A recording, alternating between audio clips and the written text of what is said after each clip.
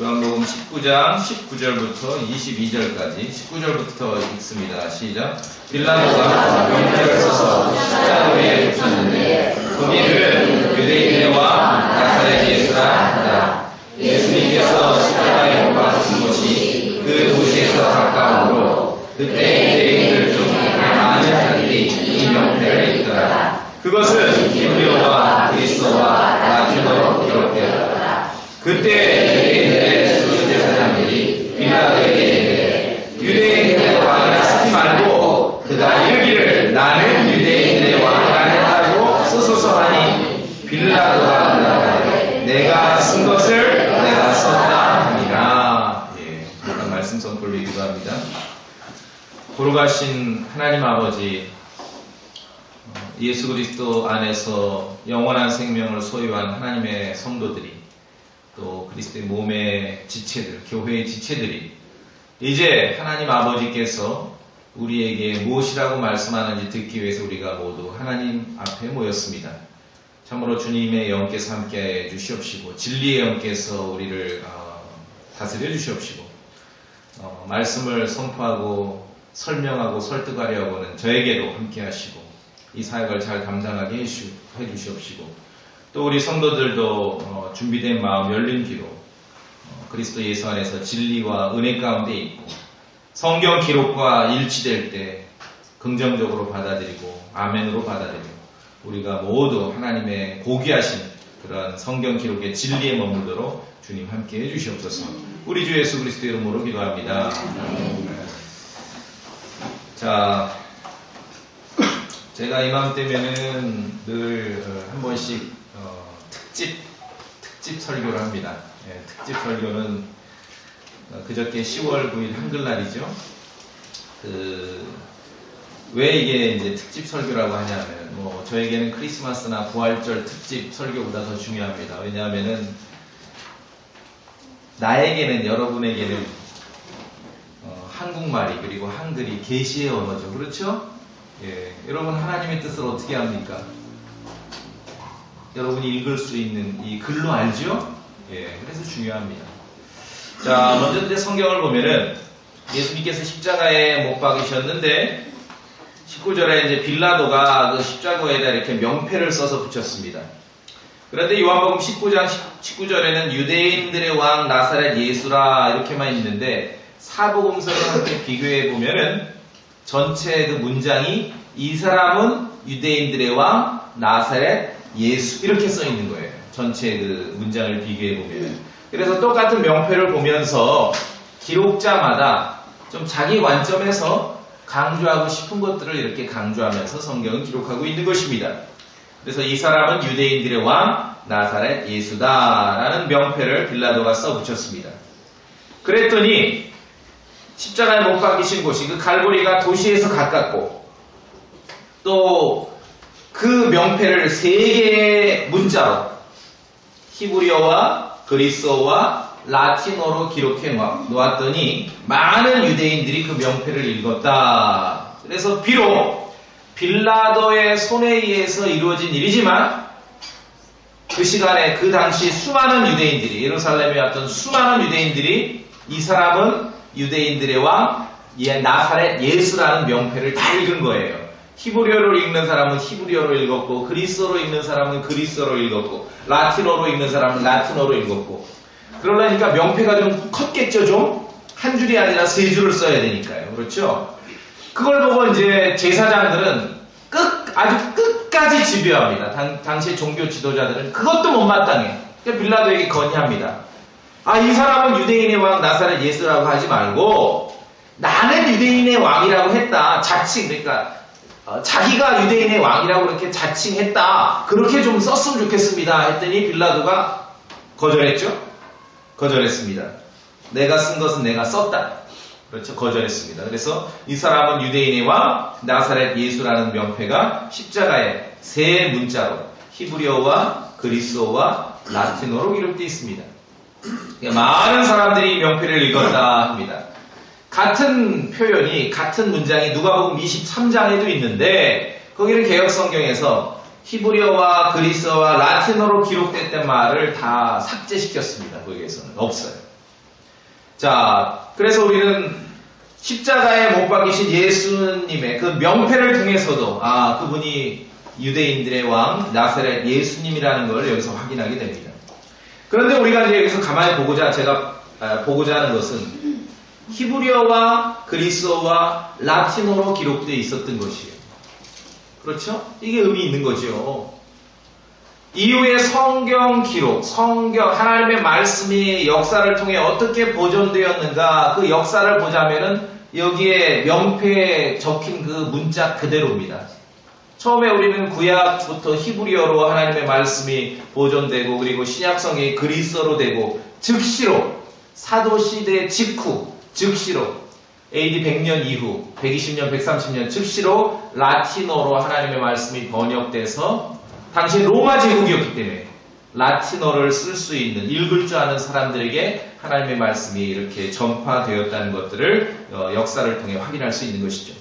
그래서 이 히브리어와 그리스어와 라틴어는 성경 기록이 어떻게 보존되었는가 그 역사를 그대로 우리에게 반영하고 있습니다. 또한 여기서 우리가 배울 것은 하나님의 말씀은 좀 확장해서 생각해 보자면 진리는 언제라도 읽고 들어야 할 사람이 알 수 있는 글자와 언어로 선포되어야 한다는 것입니다. 그렇죠? 이게 중요해요. 그래서 히브리어와 그리스어와 라틴어로 이루어진 것입니다. 그렇죠? 자, 제가 이제 특집 설교라 그랬는데 자, 잘 들으세요. 퀴즈입니다. 퀴즈. 아이들이 맞추면 상이 있을 수 있어요. 잘 들으세요. 이 사람은 누구일까요? 이 사람은 누구일까요? 이 사람이 다음에 묘사하는 내용을 어떤 한 사람이 했던 일을 제가 열거해 드려요. 그래서 많이 안 했는데 빨리 맞추면 이제 상이 있고 어른이 맞추면은 상이 없고 아이들이 맞추면 상이 있고 잘 들으세요. 자, 이 사람은 어떤 일을 했냐면은 첫째, 사형에 해당되는 범죄자가 있을 때는 반드시 이거는 마땅히 죽어야 돼 이 사람은 그런 범죄자라도 3번을 재판받을 수 있도록 했습니다. 여기서 맞추면 이제 엄청난 건데. 두 번째, 흉년이 들어서 사람들이 이렇게 굶주림에 허덕일 때, 어려움을 겪을 때 자기 자식들, 가족들의 재산을 다 축소했어요. 자기 자식들의 그런 가족들의 재산부터 내놨습니다. 모르시겠죠? 결혼 정년기에 있는 사람이 결혼을 하고자 하면은 결혼 지원금을 지급을 했고 이렇게 사람들이 모여서 지원하도록 했고 그게 안 되면은 국가에서라도 결혼 지원금을 지급하도록 제도를 만들었습니다. 약간 정치가 내지는 지도자 필이 느껴지죠? 전혀 모르시겠어요? 노인, 여성, 노비에 대한 특별한 정책을 시행을 했습니다. 그래서 버려진 아이들을 잘 돌보도록 제도를 만들었고 버려진 아이들은 자유롭게 다른 사람이 입양할 수 있도록 했고 아이들을 이렇게 유기를 해요. 어른이 아이들을 버리는 것을 신고를 하면 그 신고한 사람들이 보상을 했습니다. 놀랍죠? 이 사람은 누굴까요? 누구요? 세종대왕? 이야, 어떻게 세종대왕이에요? 장애인 전문 직업인을 특별 채용했습니다. 장애인들을 이렇게 국가 공무원으로 특별 채용했어요. 특히 본인이 시각장애가 좀 있어서 시각장애인들에 대해서는 굉장히 우대를 했습니다. 전국적으로 여성 의료인을 확장했습니다. 현대식으로 표현한 거죠. 당시로 말하면은 은여죠, 은여. 전국적으로 여성 의료인을 확장을 했습니다. 이제 한 분이 대답을 했는데 잘 모르시겠죠? 고령 노인들, 80세 이상, 90세 이상 노인들에게 쌀을 지급했습니다. 오래 사셔서 고맙다고. 여성 노비가 출산을 하면은 100일간의 휴가를 줬고, 그 출산한 노비 아내를 둔 남편에게 30일간의 휴가를 줬습니다. 엄청난 복지제도죠? 모르시겠어요? 네. 답이 맞나 안 맞나 드세요. 그 나라의 음악에 대해서 굉장히 잘 정리를 하는 업적을 남겼고 과학기구를 발명을 했습니다. 발명한 과학기구는 해시계, 물시계. 장영실. 마지막으로 1404. 얘기해봐. 괜찮아 얘기해. 어른이 한 건 무효로.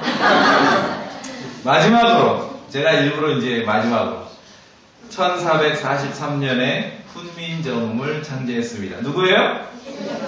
대단한 왕이죠? 네, 대단한 왕이에요. 그러니까 훈민정음을 창제한 것이 그냥 뭐 어느 날 갑자기 내가 한번 글자 한번 만들어 볼까? 그런 건 아니었다는 거죠. 그렇죠? 그리고 1446년에 3년 있다 반포를 했죠. 그 엄청난 그 반대 때문에. 그래 훈민정음 뭐 정음 원문 그랬는데 1910년대에 와서 한글이라는 그런 명칭을 얻게 됐습니다. 한글. 그렇죠? 한글. 그러니까 우리가 쓰는 이 문자는 이름이 뭐예요? 한글이에요. 한글. 만약에 이 한글이 없었으면 지금 여러분 성경을 읽는데 만약에 한글이 없었으면 한자로 읽는다든지. 근데 조선시대 양반들도 한자를 익혀서 글을 읽는데 자유자재롭게 읽을 때 한 20년 정도 걸렸다 그러거든요. 우리 다 포기야 그러면. 그렇죠? 한자로 읽는다든지 아니면 일본의 히라카나로 읽는다든지. 그렇죠. 틀림없이. 아니면 영어로 성경을 읽을지도 모릅니다. 그러나 지금 우리는 우리의 말과 우리의 글로 성경을 읽고 하나님의 뜻을 알아가는 것이죠. 그래서 우리에게 계시야. 한국어는 우리에게 계시의 언어고 한글은 우리에게 계시의 글자예요. 우리에게 그렇습니다. 참으로 이건 대단하고 감격스러운 일입니다. 저는 그래서 역사에서 두 왕을 참으로 좋아하고 감사해요.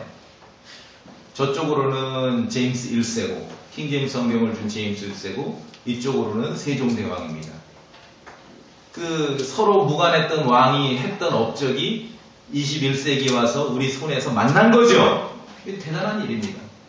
대단한 일. 역사는 이렇게 개별적으로 일어나는 것 같지만 역사를 주관하시고 인도하시는 분은 하나님이시라는 사실입니다. 하나님이라는 사실. 그래서 한글은 글자고 한국어는 언어입니다. 말이 먼저 있었고 이 말을 필기할 수 있는 한글, 훈민정음이 나중에 생긴 것이죠. 말은 있었지만 한글이 있기 전에는 한문으로 기록을 했지 않습니까? 그렇죠? 말이 있고 글자가 있습니다. 참으로 경이로운 글자입니다. 왜냐하면 만든 사람이 명료하고 그 창제 원리, 어떠한 원리로 만들었는지도 분명하고 언제 만들어서 이렇게 발표를 했는지도 확실한 그러한 글자는 거의 없죠. 대단한 경이롭습니다. 더군다나 우리에게는 계시의 문자예요. 그렇죠? 하나님의 뜻을 알아가고 예수 그리스도를 알아가는 그 계시의 글자로 우리에게 한글이 주어진 거예요. 우리는 서로 한국어로 소통합니다. 그리고 또 한글이라는 글자로 소통해죠. 그것뿐만 아닙니다. 그것뿐만 아니죠. 여러분은 주 하나님과 예수 그리스도와 한국어로 소통하십니다. 그렇죠? 그래서 우리가 방언 소통 안 하는 거예요. 한국말로 하나님과도 소통하고 하나님과도 또 한글로 소통합니다. 그렇죠? 대단한 일이에요. 역사에서 동서양에서 위대한 왕이 서로 각자 만나본 적도 없었던 그런 왕들이 서로 각자 이루었던 업적이 지금 내 손에서 만난 거예요. 엄청난 사건이죠. 그래서 우리는 주님께 기도할 때 우리 말로 기도하고 주님의 말씀을 알 때 우리가 알고 있는 이 글자, 문자, 한글로 하나님의 뜻을 헤아려 간다는 거예요. 대단한 일입니다. 이게 왜 중요하냐 그러면은 그래서 하나님의 뜻을 정확하게 알아가는데 한국말을 정확하게 말하고 한국말을 듣고 너무 중요해요. 이해되시죠? 말은 이렇게 하는데 무슨 말인지는 못 알아들어. 이러면 하나님의 뜻도 모르는 거예요. 또 하나님의 뜻을 알고 예수 그리스도를 알아가는데 한글을 우리 그 어법에 맞춰 정확하게 읽고 독해하고 이해하는 건 매우 중요하다는 거예요. 써있는데 읽어도 몰라. 이거 곤란하죠. 곤란해. 문맹은 없어요. 이제 오늘날 글자를 못 읽는 사람은 거의 없지요. 그런데 통계에 의하면은 선진국들의 모임이라고 하는 OECD 중에서 문해력, 그러니까 글자는 아는데 그 문장을 읽고 무슨 말인지 제대로 이해할 수 있는 능력이 문해력인데 문해력은 한국이 꼴찌죠. 이게 심각해요. 그래서 우리가 우리말로 영적인 소통이 이루어지고 영적인 교제가 이루어지고 또 우리 글로 성경을 읽고 하나님의 뜻을 알아가고 예수 그리스도를 알아가는 데 있어서 정확하게 이해하고 정확하게 독법에 따라 독해하고 이건 굉장히 중요하다는 것입니다. 그렇죠? 굉장히 중요한 것입니다. 그래서 하나님께서 주신 2000년 전, 3000년 전에 하나님께서 주신 하나님께서 선정하셔서 성경을 이룰 때 사용됐던 그러한 말씀들, 그러한 단어들을 내가 우리말로, 우리 글로 또 읽을 수 있다는 사실이 이게 굉장히 놀라운 사건이라는 것이죠. 놀라운 사건입니다. 자, 잠깐 이제 우리가 좀 역사 공부를 해봅니다.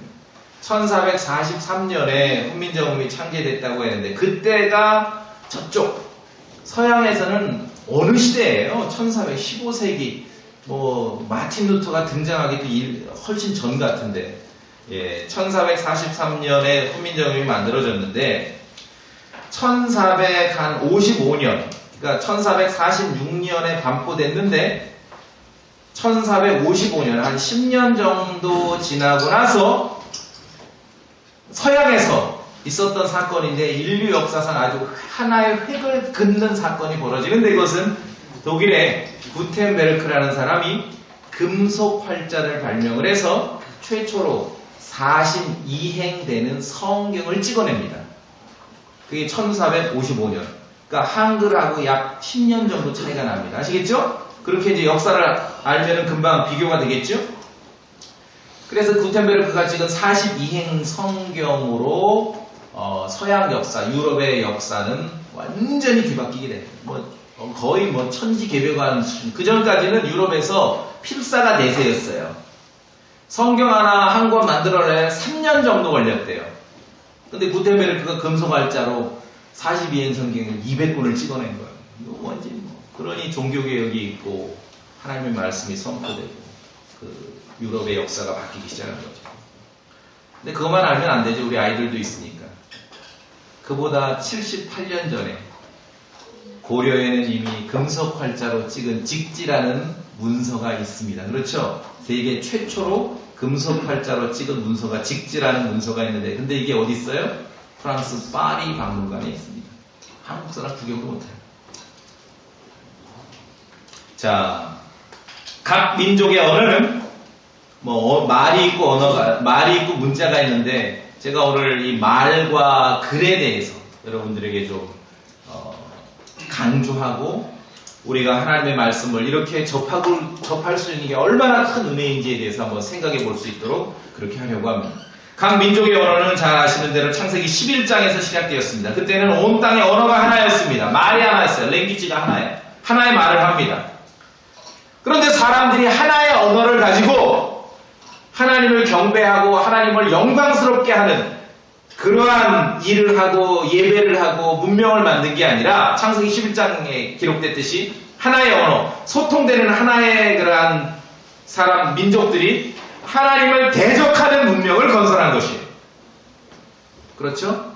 그래서 그들이 뭐라 그럽니까? 탑꼭대기를 하늘까지 닿게 해보자. 그러니까 하나님께서 내려오셔서 그들이 서로 말을 알아듣지 못하게 한 거예요. 그때부터 이제 각 민족의 언어가 갈라졌다. 창세기 11장 9절에 그러므로 그 도시의 이름을 바벨이라 하였으니 이는 주께서 거기서 온 땅의 언어를 혼잡하게 하셨기 때문이라. 이때부터 이제 민족들의 언어가 갈라진 거고 언어가 다르니까 그 언어에 맞춰서 이제 문자들도 이렇게 서로 달라지게 된 것이죠. 자, 이제 신약으로 오면은 하나님의 놀라운, 하나님께서 행하신 놀라운 일들을 하나의 모든 민족에서 온 사람들에게 예루살렘에 모인 초기에 이제 다 유대인들이죠. 유대인들에게 전달하기 위해서는 이 창세기 11장의 바벨의 저주가 풀려야 됩니다. 왜냐하면은 흩어져 산지 외국 가서 산지 오래되면 2세 3세 되면은 말이 안 통할 수도 있어요. 우리나라 한민족 역사도 그렇지 않습니까? 여기저기 100년 전에 150년 전에 이민을 했는데 지금 말이 안 통하는 사람 굉장히 많잖아요. 2세, 3세, 4세인데도 유일하게 말 통하는 사람 한 군데밖에 어디에? 중국 조선족들. 여기는 아직까지 우리 말과 글을 가르치는 학교가 있죠. 나머지는 거의 안 돼요. 그렇죠? 바벨의 저주가 풀려야 하늘 안에 모든 민족으로부터 몰려든 그 유대인들에게 하나님의 위대한 일을 선포할 수 있습니다. 그래서 오순절에 성령님께서 사도들에게 다른 언어로 말할 수 있도록 하신 것이에요. 그게 타언어지. 그게 소위 방언이라는 거예요. 막 이상한 소리, 천사의 방언이나 개구리 소리 내고 이런 게 아니라 그 바벨의, 창세기 11장의 바벨의 저주, 그 언어적 장벽에 막혀서 하나님의 말씀과 진리를 쉽게 전달하지 못하니 성령님께서 처음에 그런 일이 벌어질 때는 성령님께서 사도들에게 다른 언어를 말할 수 있게 하심으로 하나님의 말씀이 복음이 잘 전파될 수 있게 하셨다는 것이죠. 우리 한번 성경 볼까요? 사도행전 2장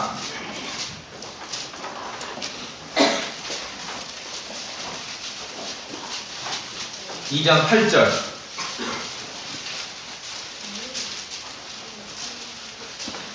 자, 그래서 사도행전 2장은 창세기 11장을 염두에 두고 읽는다면 훨씬 더 잘 이해할 수 있습니다. 사도행전 2장 8절에 7절에 이렇게 되어 있습니다. 보라, 말하는 이 사람들은 다 갈릴리 사람들이 아니냐. 그런데 이제 2장 8절 다 같이 읽습니다. 시작. 그런데 어떻게 우리 각 사람이 우리가 태어난 곳에 우리 언어로 듣느냐. 그렇죠? 야, 이 창세기 11장의 그 바벨의 저주가 풀린 거예요. 성령님께서 아주 역사하심으로 그 저주가 풀려서 하나님의 진리가 모든 사람들에게 전파될 수 있었다는 것입니다. 그래서 하나님 예수 그리스도의 은혜와 진리를 사람들에게 전하는데 그 방법은요, 구체적인 방법은 원리는 동일합니다. 여기도 그렇죠.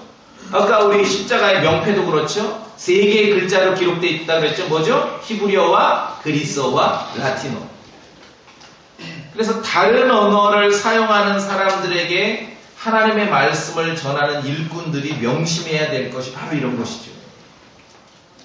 진리를 복음을 들어야 될 사람들의 말과 언어와 진리를 알아야 될 사람들의 그러한 글자로 전달해 주는 것이 이것이 하나님의 방법이고 성령님께서 행하시는 방법이라는 것이죠. 자, 그래서 말씀드렸듯이 우리에게는 한국말이 나에게는 계시의 언어고 한글이 계시의 글자인 것입니다. 위대한 역사라는 것이죠. 위대한 역사. 그래서 말씀드렸듯이 잘 말하고 잘 쓰고 잘 읽을 수 있어야 됩니다. 예수 그리스도를 어떻게 합니까? 여러분이 성경을 읽어야 되는데 잘 읽어야죠. 한글로 읽으면서 정확한 한글의 어법과 독법에 따라 딱 이해할 수 있어야 되지 않습니까? 그래서 잘 말하고 잘 쓰고 잘 읽는 것이 굉장히 중요한 것입니다. 굉장히 중요한 것입니다.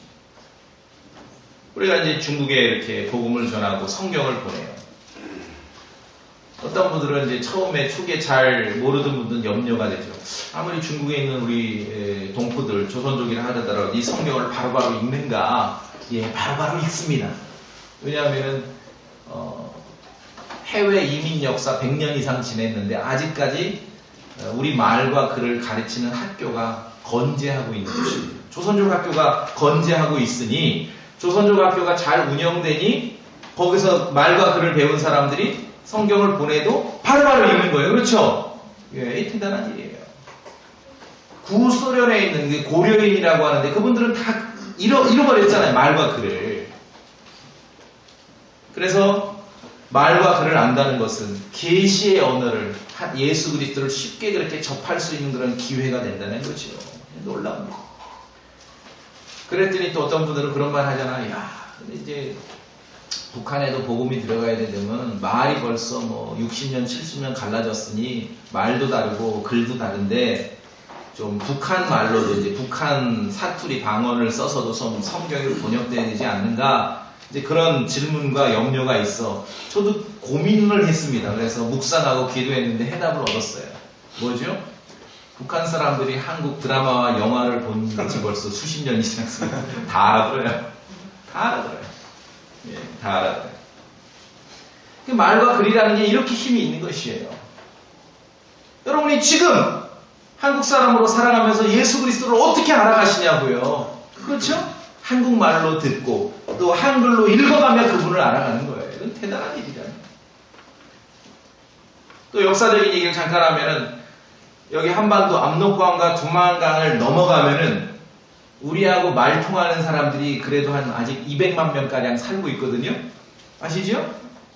옛날 만주 땅에 200만 명가량이 우리 말을 쓰고 글을 읽을 수 있는 사람들이 살아요. 그러니까 이 사실이 어떤 사람들에게는 엄청난 기회이고 또 어떤 사람들에게는 엄청난 걱정거리가 되는 거죠.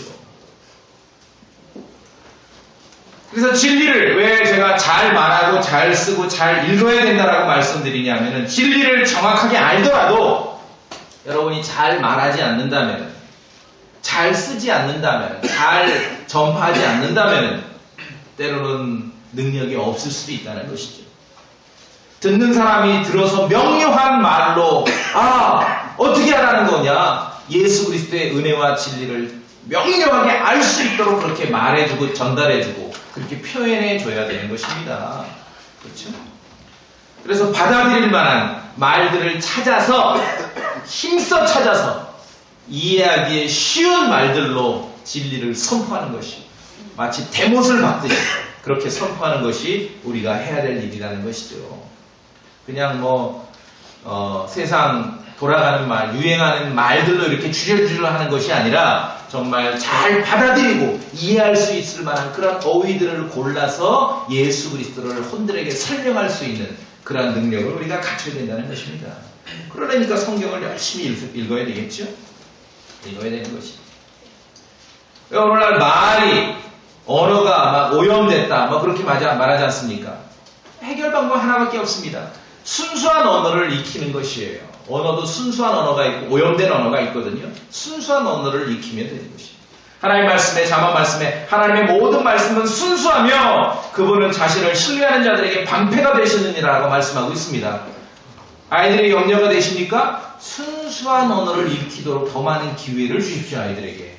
그럼 그 마음속에 아이들 마음속에 순수한 말과 언어가 자리 잡게 되는 것입니다. 사람이 짐승과 뭐가 다릅니까? 그렇죠? 제가 볼 때는 가장 다른 건 말을 하고 글을 쓰는 거예요. 진화론이 거짓말인 것은 성경 기록에 따르면 사람은 언제부터 말했습니까? 처음부터 말했습니다. 처음부터 말했어요. 처음부터 하나님께서 말씀하셨고 아담은 들었습니다. 그렇죠? 역사가 기록된 이후로 수천 년의 역사 동안에 새롭게 말을 할 수 있고 글자를 쓸 수 있는 그 진화의 도착 지점, 결과에 이르렀다는 그러한 사례가 보고된 바가 없죠. 왜 우리는 됐는데 쟤네들은 안 되냐는 거죠. 짐승과 사람이 뭐가 다릅니까? 말을 하고 글을 쓴다는 것이. 그럼 그래요. 짐승들도 서로 의사소통하고 표현하고 때로는 머리 좋은 짐승들은 서로 기호를 만들어서 이렇게 신호를 주고받기도 하고 그런 말들을 하죠. 그럴 수 있어요. 그러나 사람이 하나님께서 주신 능력으로 우리가 말을 하고 글을 쓴다는 것은요. 짐승들이 아무리 자기들끼리 의사소통을 하고 기호를 만들어 서로 신호를 주고받아도요. 100분 토론 못해요. 그렇죠? 그 말을 하는 거예요. 100분 토론을 할 수 있냐는 거죠. 정치에 대해서, 역사에 대해서, 종교에 대해서, 음악에 대해서, 여행에 대해서 100분 동안 얘기할 수 있냐고요. 그게 안 된다는 거예요. 그러니까 하나님께서 우리에게 주신 고귀한 선물이 말을 할 수 있고 글을 쓸 수 있다는 것이죠. 우리에게 그 말과 여러분이 할 수 있는 말과 여러분이 읽을 수 있는 글을 통해 하나님께서는 당신의 뜻을 지금 우리에게 알려주고 계시하시고 있는 것이에요. 이건 대단한 일이죠. 대단하죠? 역사에서 둘이 만나본 적도 없던 두 왕이 한 사람은 저쪽에서 한 사람은 이쪽에서 각자 자기의 삶에 충실했는데 그 만들었던 그 업적이 오늘날 우리 손에서 저와 여러분 손에서 그것이 만난 거예요. 역사적으로 대단한 사건이라는 것이죠. 우리가 믿고 의지하는 하나님 주님은 말의 하나님, 말의 신이고 글자의 신이고 언어의 신입니다. 요한복음 1장 1절 봅시다. 요한복음 1장 1절.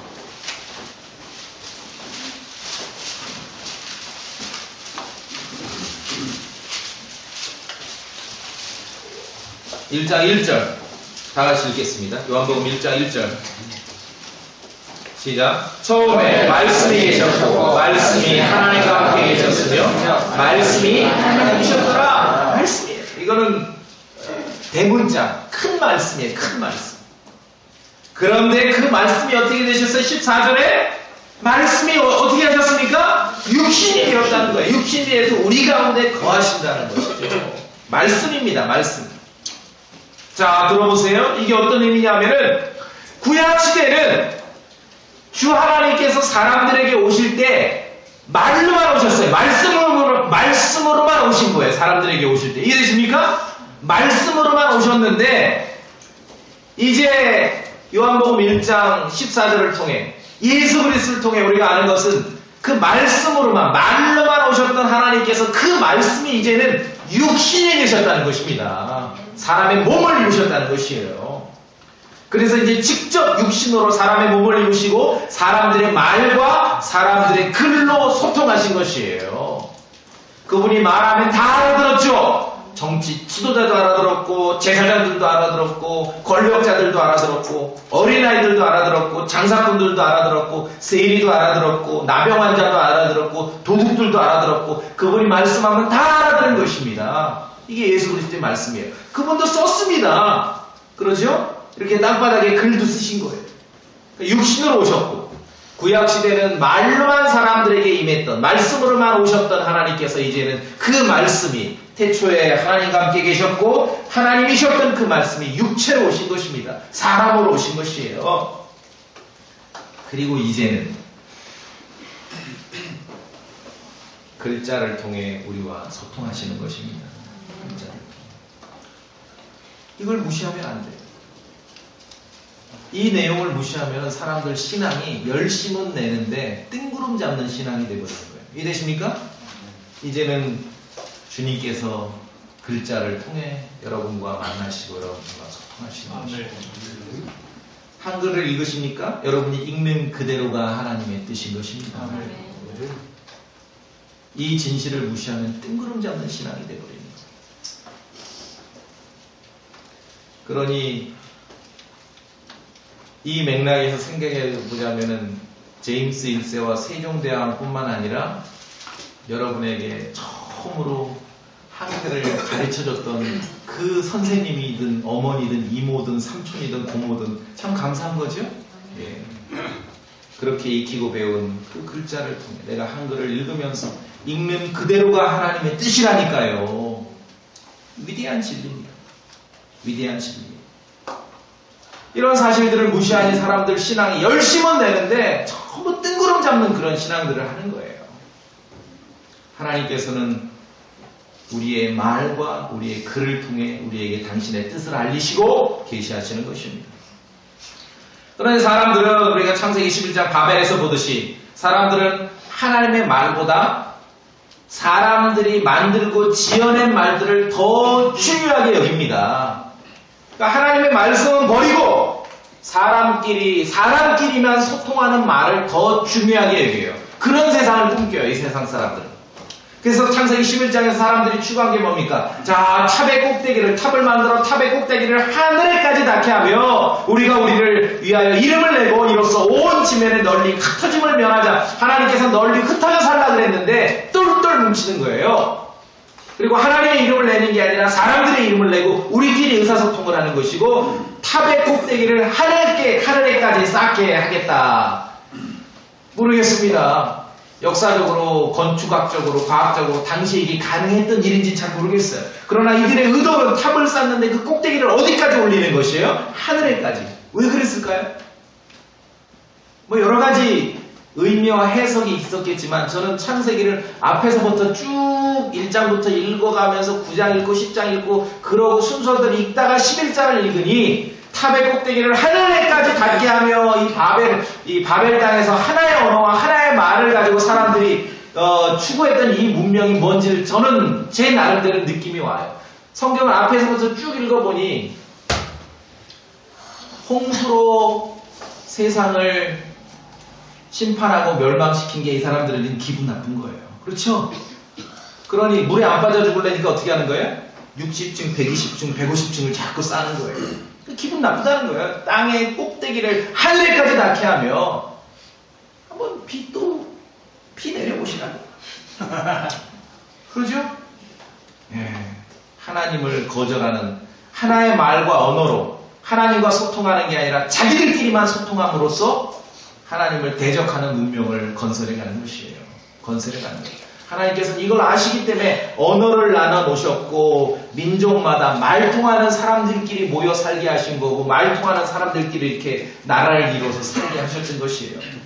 말 안 통하는 사람들끼리 한 나라를 이루면은 맨날 지금도 막 폭탄 터지고 뭐 총 쏘고 그러잖아요. 왜 그랬는지 몰라. 그냥 떼주면 되는데 말 통하는 사람끼리 살아야 평화로워요. 그러죠?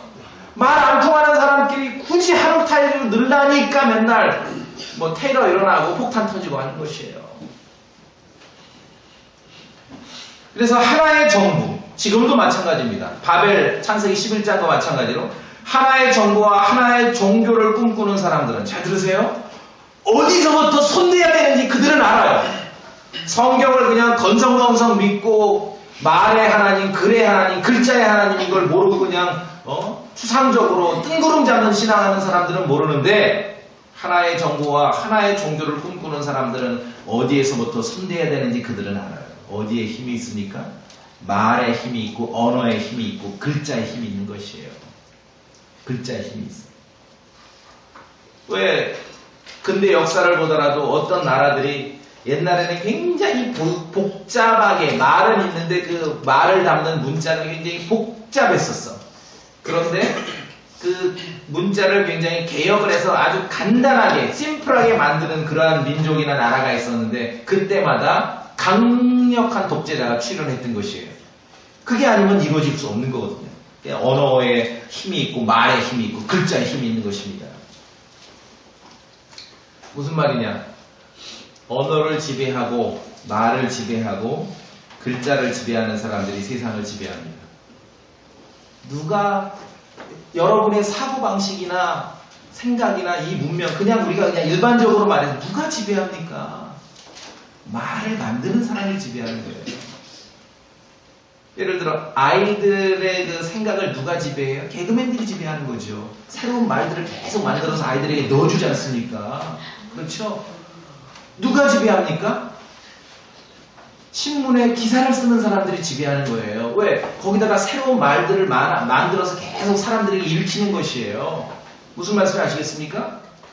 왜 흑암의 세력들이 계속 있는데도 새로운 성경들을 계속 만들어내는지 아세요? 그걸 알기 때문에 그래요. 그들은 계속 하나님의 바른 말씀, 하나님께서 성경을 이루라고 성령님께서 이렇게 영감으로 선정해 주신 단어를 버리고 이 단어를 자꾸 가려버리고 사람들이 조작해내고 만들어놓은 단어들로 이루어진 성경들을 계속 만들어내므로 사람들을 지배하게 만드는 것이에요. 이해되십니까? 네. 제가 이 일례를 보여드릴게요. 지금도 어떤지 모르는데 왜 동성애자 그 반대 그런 운동들 많이 있잖아요. 기독교계가 앞서 하지 않습니까? 그래서 뭐 서울 청계천에서 뭐라 그래요? 뭐 퀴어 축제 있으면 뭐 난리 나잖아요. 몰려가서 하고 그러는데 제가 말씀드리는 거는 흑암의 세력들의 그러한 전략의 실체를 모르면 넘어가요. 예를 들어 동성애가 옳으냐 그르냐를 두고 예를 들어 뭐 토론을 할 수 있어요. 그러니까 이제 동성애자 반대하는 기독교 신실한 목사가 거기에 나가서 이제 동성애 반대 토론을 해요. 사람들은 거기에서 옳으냐 그르냐 이것만 초점을 맞춰. 제가 말씀드리는 거는 동성애 반대 운동을 반대 토론을 동성애라는 말을 그 단어를 쓰고 시작한 이상 이미 50% 지고 들어가는 겁니다. 무슨 말씀 아시겠습니까? 성경에서는 뭐라 그래요? 하나님 말씀에 남색하는 자라 그랬습니다. 소도마이시 소도마이. 하나님께서 그 죄의 행위를 지적하는 정확한 단어는 남색하는 자라고요. 그렇죠? 근데 사람들은 알아요. 그 말을 가려버리고 소도마이시라는 그 단어를 하나님께서 선정해 놓으신 그 아주 볼상사나운 일을, 그 행위를 지적하는 그 단어를 숨겨버리고 사람들로 하여금 개인이 동성애자니 이런 말들을 쓰게 해. 그럼 흑암의 세력들은 그 단어를 쓰는 이상 반대 투쟁도 오케이. 왜? 이미 넘어온 거예요. 이게 무슨 말씀이냐면은 언제부터 미국이라는 사회에도 뭐 퀴어 페스티벌이니 이런 사람들이 벌거벗고 거리를 막 돌아다니고 축제를 하고 그랬냐고요. 1950년대 60년대만 해도요 미국 불법입니다. 동성애는 불법이고요. 잡아갔습니다. 부패한 영어 성경들이 나오면서 그 죄의 행위에 대해서 소도마이, 남색하는 자라고 하나님께서 정의 내려놓으신 그 단어를 바꿔버리고 빼버림부터 그런 일들이 더 나오게 된 거예요. 무슨 말인지 아시겠습니까?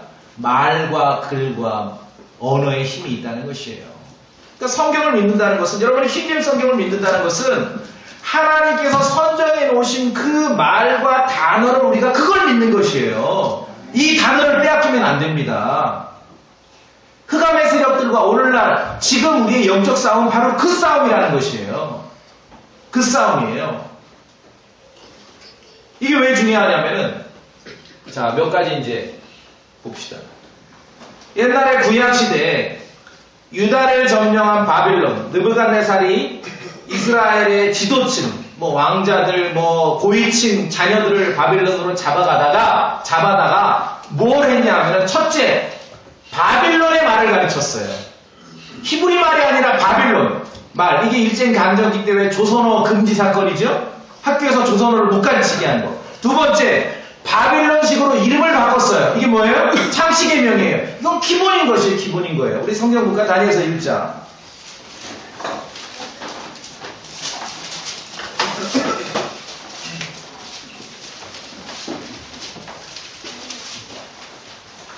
(1장) 4절. 자, 맨 끝줄에 보니까 능력을 갖춘 아이들을 데려오게 하고 그들에게 갈대아 사람들의 뭐를 가르칩니까? 학문과 말을 가르치게 아니라 말을 먼저 가르치는 거예요. 그래야 지배가 되거든요. 그 다음에 7절 보세요. 7절. 내 시들의 통치자가 그들에게 이름을 주었더라. 그가 다니엘에게는 뭐라고? 벨드사살이라는 이름 주고, 하나니아에게는 사드라, 미사엘에게는 메사, 아살에게는 아벤느코라는 이름을 줘. 이건 우리 금방 알겠죠? 무슨 말? 이게 소위 찬식예명하는 거예요. 말과 글과 언어를 지배하는 거예요. 우리가 킹제임스 성경을 믿고 올바른 말씀을 믿는다는 거에 물론 올바른 교리도 배우고 여러 가지 하지만 다 덜어내고 가장 기본으로 밑바닥에 남는 게 무엇인지 여러분 붙잡으셔야 됩니다. 킹제임스 성경에 담겨있는 단어 하나하나를 우리가 놓치지 않는 것이에요. 아까 단순히 말씀드렸어요. 동성애 반대 운동을 동성애라는 단어를 쓰고 하는 이상 이미 50%는 지고 들어가는 거예요. 그러니까 그 단어도 진화하죠. 이제 동성애도 아니고 게이도 아니고 이제 뭐라 그래? 성소수자. 나중에 이제 성경도 바꿀 겁니다. 남색하는 자가 아니라 성소수자. 말과 언어와 글을 지배합니다. 이게 흑암의 세력의 실체라는 것이에요. 마귀는 그걸 알아요. 우리가 모르면 안 되죠. 세상 역사가들도 아는 거예요. 지도자들도. 자, 우리 가까운 중국 역사에 만주족이 중국 대륙을, 한족들을 300년을 통치했습니다. 그게 소위 청나라예요. 근데 그 지배층이 피지배층의 말과 글에 지배를 당한 거예요. 오히려 지금 만주가 없어졌죠? 뭐 어디 조사해 보니까 유일하게 만주어를 융통하는 할아버지가 한 분밖에 없다네요, 지금. 말과 글에 오히려 지배를 받아버린 거예요. 중국을 300년 통치했던 만주족은 지금 그들의 언어와 함께 사라져버리는 것입니다. 그래서 우리가 다니엘서 1장을 봤지만 대한제국을 점령했던 일본 제국주의자들이 말년에 민족 말살 정책의 일환으로 조선어 금지를, 학교에서 조선어를 못 가르치게 했고 이름을 다 개명을 하게 했죠. 다니엘서 1장은 똑같죠. 말과 글과 언어에 힘이 있는 것입니다. 그래서 말과 글을 지배할 때 엄청난 힘이 있는 것이에요. 그러니까 우리가 순수한 말씀을 지킨다, 순수한 말씀을 믿는다는 것은요, 이 말씀, 이 킹제임스 성경에 기록된 그 단어들을 붙잡는다는 것이에요. 이 단어들에 익숙하셔야 됩니다. 구원받은 성도들이 모였을 때, 그리스도의 몸의 지체들이 함께 모여서 예배하고 경배할 때 성경은 이 모임을 교회라고 말합니다. 그렇죠? 처치 교회라고 합니다. 이 순수한 단어를 여러분 지키셔야 되는 것이에요. 지키셔야 되는 거예요. 교회가 아니라 자꾸 오늘날 뭐라고 공동체라고 그러죠. 커뮤니티. 성경에 없는 말입니다. 교회라는 말을 지키셔야 되는 것이에요. 그게 우리의 싸움이라는 것이죠. 우리의 싸움입니다. 우리의 싸움. 장차 이 땅의 세계상에 계시록에 기록된 대로 짐승의 정부가 들어서면은 그는 자신의 말과 자신의 글로 세상을 지배하려고 할 것입니다. 보세요. 누군가 기획하고 치밀하게 계획한 말과 글을 대중이 사용하게 되면은 결국 그 말과 글을 만들어낸 사람 뜻대로 사람들을 움직이게 돼 있습니다. 그렇죠? 이 주의예요. 그래서 부패한 성경들을 우리가 단 한순간도 용납할 수 없다는 것이에요. 용납할 수 없는 것이에요. 창세기에 보시면은 이브가 뱀과 이야기를 하면서 선악과 하나님의 명령에 대해서 먹지도 말고 만지도 말란 말을 보탰습니다. 하나님은 그런 명령하신 적이 없어요. 이건 여자가 뱀과 대화하면서 자기들 임의대로 말씀을 지금 첨가를 시켜버린 거예요. 쓸데없이. 그런데 지금 어떻습니까? 여전히 수많은 사람들이 선악과를 만져서도 안 될 것 같은 그런 두려움에 사로잡혀 있는 거 아닙니까? 그게 말의 힘이라는 것입니다. 그러니까 이걸 유념하셔야 됩니다. 그래서 남색하는 자. 근데 밖에 나가서 무슨 남색하는 자 이런 말 쓰면은 뺨 맞을 가망성이 많겠죠. 그러니 이것은 우리의 신앙의 영역으로 끌어들여 와야 되는 거예요. 어떤 사회 투쟁의 영역이 아니라. 무슨 말씀인지 아시겠죠? 예, 이게 중요한 것입니다. 어떤 단어와 말을 쓰느냐가 중요한 거예요. 예수님께서 소중하게 만드신 그 단어, 정말 자신의 핏값으로 이루신 그 교회라는 단어, 이걸 빼앗기시면 안 돼요. 빼앗기시면 안 돼요. 교회입니다. 우린 교회. 교회. 사회도 마찬가지고 교회 역사도 마찬가지예요. 아주 나쁜 말 중에 하나가 원조 교제 이런 말 쓰죠. 쓰면 안 돼요. 원조 교제를 쓰는 순간 그러한 더럽고 추잡한 일에 대해서 점수를 줘버리는 거예요. 그런 말 쓰면 안 돼요. 그런 말 쓰면 안 돼요. 청소년 성매매라든지 이런 어떤 정확한 표현을 써야 되는 거예요. 그렇죠? 예, 그런 말 쓰면 안 돼요. 이제 우리 역사 얘기를 잠깐 했는데 일제 때 일본이 주도적으로 한 조선의 역사책을 만들면서 조선의 역사를 자기들 시각으로 쫙 이렇게 기술하면서 일본 사람들이 만들어낸 용어가 딱 세 가지가 있어요. 역사의 관점을 바꾸는 그 말을 세 가지를 만들므로 조선 사람들은 그때부터 역사에 완전히 관점이 바뀌어버리게 됐어요. 그 첫째가 단군 신화. 그런 말 그전에 없었어요. 두 번째가 당쟁. 동서고금에 나라가 있고 민족이 있을 때마다 정치적인 대립과 갈등이 있었던 정상적인 정치의 모습을 당쟁이라고 규정해버린 거예요. 세 번째가 이조. 이시조선. 그렇죠? 그런 말을 씀으로 말미암아 그런 말을 만들어내고 창안해낸 사람들의 의도대로 군중은 움직이게 돼 있어요. 사고하게 돼 있고 생활하게 돼 있는 거예요. 무슨 말씀이 아시겠습니까? 그래서 부패한 성경을 계속 지금도 찍어내는 거예요. 성경을 뜯어 고쳐서 성경의 킹제임스에 있는 순수한 어휘들을 다 빼버리고 자기들의 말로 채우려는 그런 의도들은 계속 지금도 이루어지고 있고, 그래서 성경을 뜯어 고치는 사람들이 성경만 뜯어 고치는 게 아니라요, 공부 열심히 해서 또 하나의 책을 만듭니다. 틀림없어요. 성경 사전을 만들어요. 모르면 여러분 성경 사전 드시죠? 성경 사전의 90%는 성경을, 킹제임스 성경을 뜯어 고친 사람들이 만든 거예요. 목사님 사전에 보니까 이렇던데요. 그런 말 저한테 하지 마세요. 그 말은 NIV 이렇던데 그런 거 말과 비슷하게 들리니까요, 저에게. 그래도 부패한 성경과 세상의 말쟁이들에 의해서 사람들은 지배받는 것이죠. 지배받는 것. 여러분 안에 있는 순수한 말씀들, 순수한 단어들, 순수한 언어와 말들을 지키실 줄 알아야 되는 것이에요. 지키셔야 됩니다. 이게 중요해요.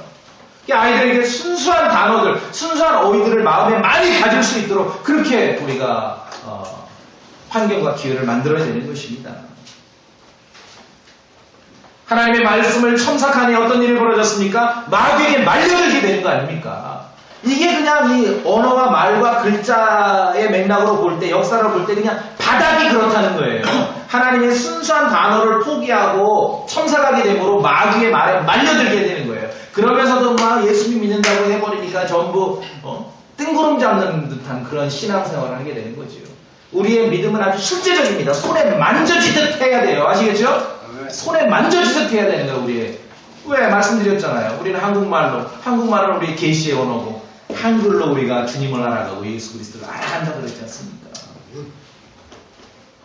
한글로 정확하게 읽어서 예수님을 어떻게 섬기고 사랑해야 되는지 모르는 사람들은 이상한 말을, 방언을 통해 계시를 받는 거예요. 그러니까 뜬구름 잡는 것처럼 되는 거죠. 하나님께서는 우리가 성경을 통해 보듯이 똑 떨어지는 말로 정확하게 말씀하십니다. 우리도 그렇게 해야죠. 하나님의 진리를 사람들과 말하고 선포할 때 똑 떨어지는 말로 정확하게 해야 됩니다. 자, 이제 제가 마무리하면서 우리는 영적인 말하자면 일제강점기 때 조선어 금지와 참시개명이 있었다는 영적인 조선어 금지와 그러한 위협이 도사리고 있다는 것이죠. 자, 보세요.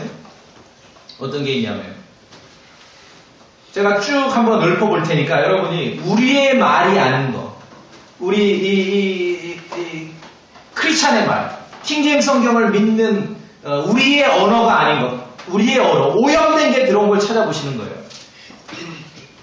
교회의 귀, 교회의 장로, 교회의 종, 교회의 머리, 교회의 감독, 교회의 천사, 교회의 사자, 교회의 하나됨.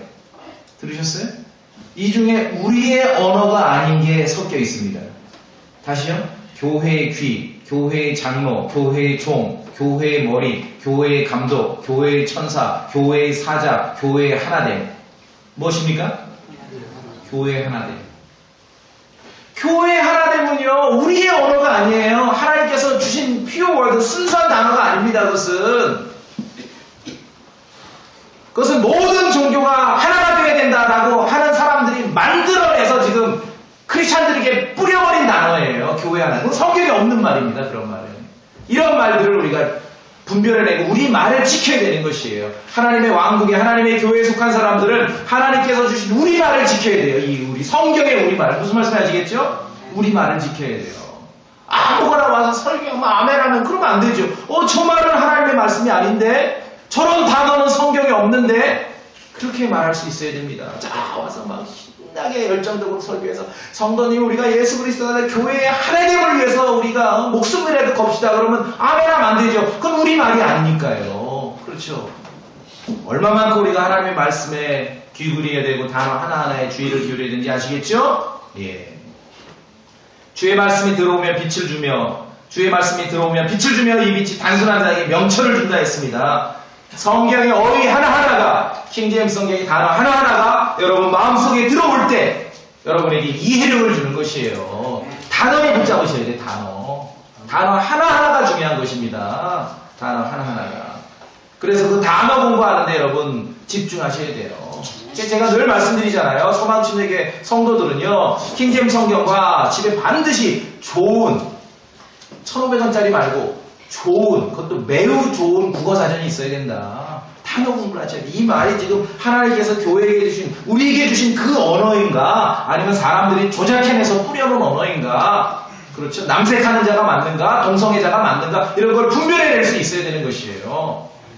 교회 하나됨이 정말 성경의 말인가? 사람들이 조작해서 우리를 지배하려고 의도적으로 만들어 놓은 말인가? 그것을 분별해낼 수 있어야 되는 것입니다. 예수님께서 마태복음 12장에 밉은 마음에 가득한 것을 말하니라 했습니다. 마음에 좋은 것을 많이 채우셔서 좋은 말을 많이 하고 좋은 진리를 사람들에게 많이 전하시길 바라겠습니다. 예수 그리스도를 전하고 알리는데 정확하고 강력하고 명료한 그런 말과 글이 필요하다는 것이죠.